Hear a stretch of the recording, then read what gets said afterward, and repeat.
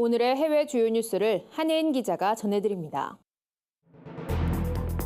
굿TV 월드와이드입니다. 전 세계 난민 아동이 늘어나고 있습니다.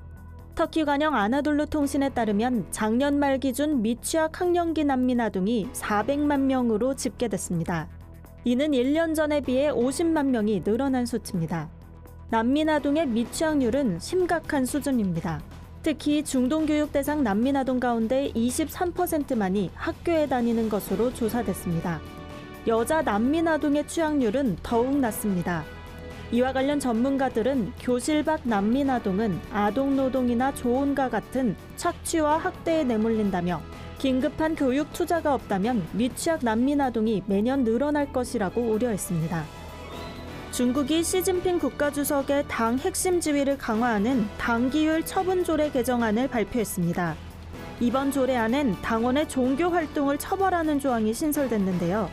이 같은 조치는 미중 무역전쟁을 두고 국제적인 비판이 나오자 중국 내 시진핑의 지도력이 흔들릴 것을 우려한 데 따른 조치로 풀이됩니다.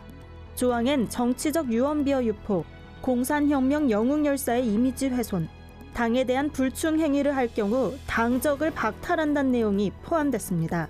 또 종교 활동을 통해 소수민족의 통합을 파괴하는 당원 역시 당적을 박탈하겠다는 내용이 담겼습니다. 인도네시아 법원이 이슬람 사원의 확성기 소리가 크다고 항의한 한 여성에게 실형을 선고해 논란이 일고 있습니다. 인도네시아 현지 언론에 따르면 인도네시아 메단 지방법원은 중국계 불교도 메일리아나에게 최근 징역 1년 6개월을 선고했습니다.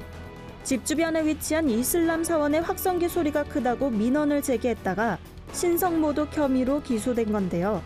국내의 인권단체들은 이번 판결에 강하게 반발하고 있습니다.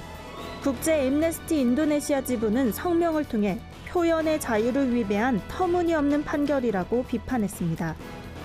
미국 흑인 인권운동가이자 남아프리카 공화국 최초의 흑인 대통령인 고인 넬슨 만델라가 투옥종 유족에게 썼던 편지가 경매에 등장합니다. 고인의 딸을 위로하고 희망을 전했던 만델라의 편지는 1974년 쓰여진 것으로 알려졌습니다. 만델라가 종신형을 받고 10년째 갇혀있을 텐데요. 만델라는 편지를 통해 희망은 말과 같아서 목적지를 향해 달리고 결국 결승점에 도달한다며 유족들에게 희망을 전하기도 했습니다. 이 편지는 10만 파운드, 우리 돈 약 1억 5천만 원에 팔릴 것으로 추정됩니다.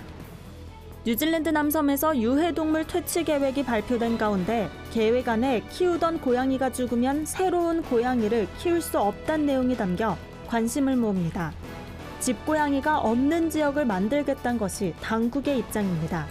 당국은 또 원주민인 마오리족 마을 주민을 상대로 키우고 있는 고양이의 중성화 수술을 하고 마이크로칩을 삽입해 등록하라고 촉구한 것으로 알려졌습니다. 이와 관련 유진 세이지 뉴질랜드 환경보호부 장관은 키위새가 돌아오도록 하려면 조류를 공격하는 고양이를 키우지 않아야 한다고 주장 중입니다. 굿TV 뉴스 한혜인입니다.